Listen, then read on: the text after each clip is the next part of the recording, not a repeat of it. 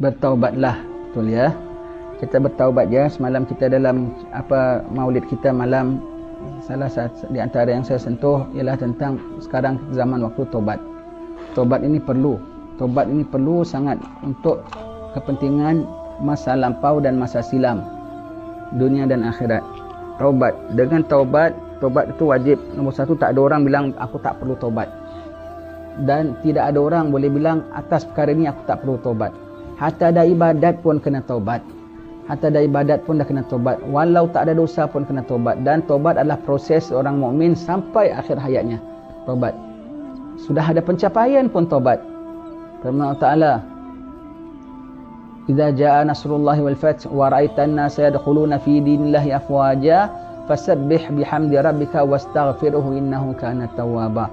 Apabila sudah sampai pertolongan Allah Ta'ala dan pembukaan, kau akan dapat dilihat orang masuk dalam agama Islam berbondong-bondong, maka wa ra'aitana sayadkhuluna fi dinillahi fawaja fasabbih bihamdi rabbika wastaghfir. Hendaklah kau ucap tasbih kepada Tuhanmu dan minta ampun. Minta ampun. Siapa itu? Rasulullah. Ada dosa? Tak ada dosa. Setelah buat apa? Setelah berdakwah, berperang, Fathul Makkah, susah payah, berhijrah, pencapaian, tobat tak tinggal. Tobat tak tinggal.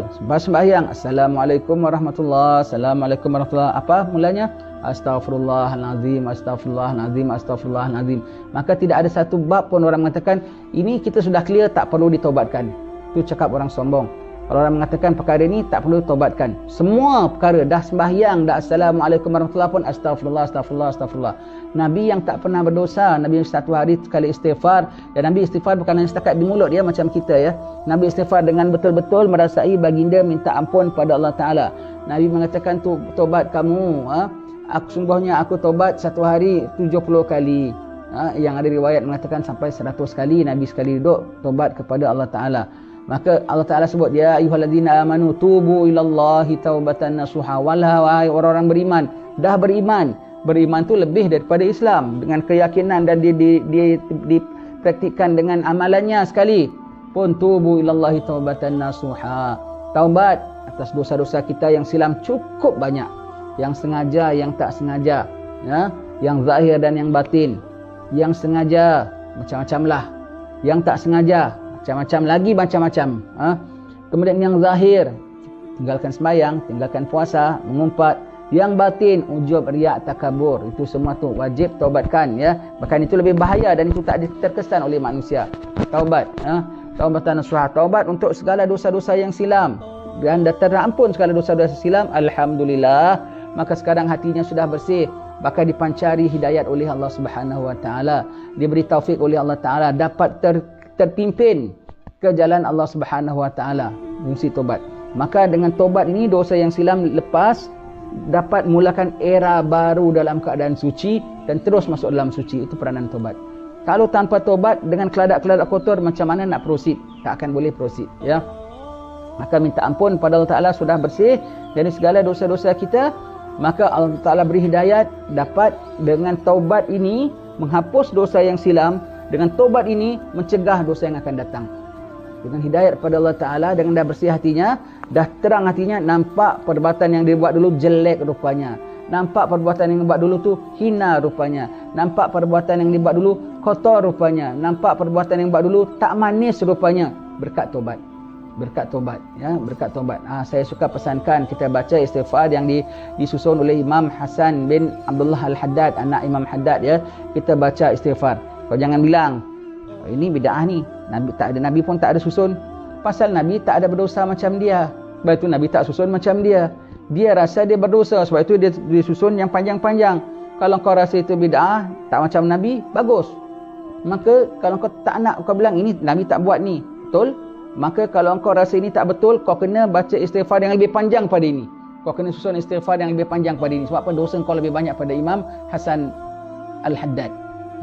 Kau bilang ini bid'ah ni, Nabi tak ada buat. Betul, sebab Nabi tak ada banyak dosa. maka Nabi tak ada dosa. Sebab itu Nabi istighfar apa yang sederhana. Imam ini rasa sangat berdosa, sebab itu disusun panjang-panjang istighfarnya minta ampun kepada Allah Subhanahu Wa Taala. Dan kalau engkau rasa ini bukan daripada Nabi, ini dia bikin sendiri, dia sendiri dibikin dah begitu panjang, siapa lebih dekat sama Nabi? Engkau ke dia? Siapa lagi kurang berdosa? Engkau ke dia? Dia yang tak begitu banyak dosa, istighfarnya begitu panjang. Engkau yang dah banyak lebih dosa pada dia, istighfar, kau kena susun istighfar lebih panjang. Kau tak sanggup, kau baca istighfar dia. Istighfar Rajab yang disusun oleh Imam Hasan tu sangat-sangat berkesan untuk capai taubatan nasuha. Namanya istighfar Rajab, tapi amalannya sepanjang tahun, tuan-tuan sekalian. Saya cadang paling-paling tidak sebulan sekali baca. Sebulan sekali baca.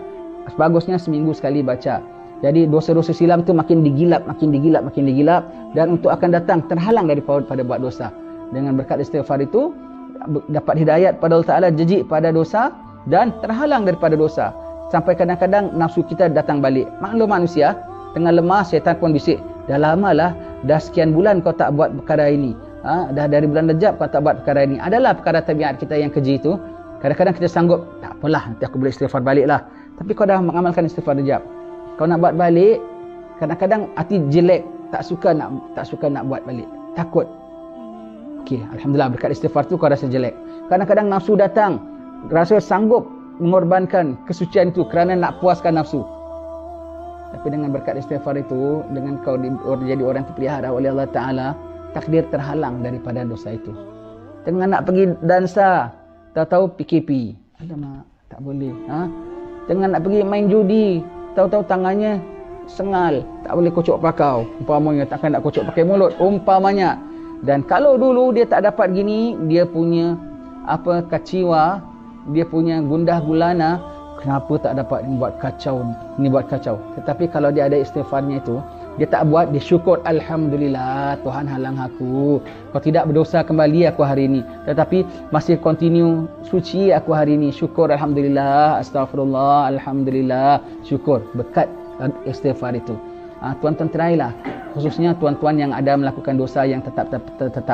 Siapa? Macam kita semalah. Ada melakukan dosa yang tetap, dosa yang regular kita bilang ya. Coba amalkan istighfar Rajab ni. InsyaAllah dapat pengampunan. InsyaAllah dapat terpelihara daripada dosa ini. Dan InsyaAllah dapat clear daripada dosa ini. InsyaAllah. Try amalkan istighfar Rajab ini ya. InsyaAllah kita baca. Sekarang muka surat 30 bab taubat. Maka jangan bilang tak boleh taubat ya. Jangan bilang perkara ini tak perlu taubat. Ya. Ustaz, saya sakit, maka saya sembahyang pakai tayamum, saya jamak, perlukah saya tobat pada Allah Ta'ala? Tak perlu, sebab itu ti'zur memang begitu cara sembahyangnya, tak perlu tobat. Astagfirullah, kau dah sembahyang full dengan wuduk, sembahyang tamam pada waktunya, itu pun lepas sembahyang astagfirullah, minta ampun. Ini kan pula kalau walau sakit sekalipun, walau dengan itu pun ya Allah kau terima ini sebagai satu keuzuran ya Allah, tak boleh satu apa perkara pun kau tak boleh sebut tak perlu dipertaubatkan. Apa sekalipun perlu ditaubatkan. Puasa, dah capai puasa, apa doanya? Asyhadu an la ilaha illallah astaghfirullah nas'alukal jannata wa na'udzubika minan nar. Minta ucap syahadat, ucap istighfar, kemudian minta syurga, minta jauh daripada api neraka. Tak tinggalkan taubat di situ. Haji, dalam kita tawaf semua tu ada minta ampun tak? Doa-doa tawaf semua ada minta ampun, semua ada. Di Arafah ada doa minta ampun tak? Ada minta ampun. Jadi semua itu sebut tentang haji. Ini hari kita 30 hari bulan Syawal ya.